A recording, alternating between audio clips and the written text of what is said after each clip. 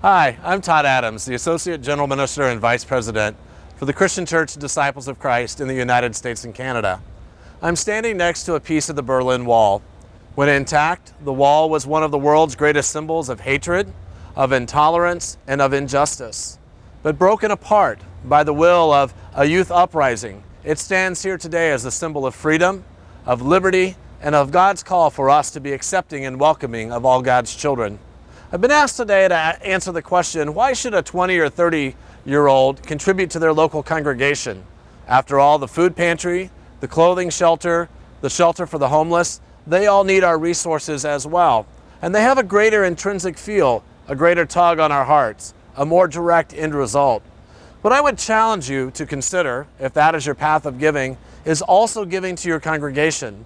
Because that sense, that understanding that we are all God's children, that we are to be a passionate people for justice, that we are called to accept and to love, are values that were taught to you by your local church. They're not values that were taught by the media or our politicians or anywhere else, but those are values that are inherent in the Christian community. And so by giving to your local congregation, what you are encouraging and what you are ensuring is that those values are continually taught to the next generation who's following behind you and who's looking to you to lead, to guide, and to set a path forward.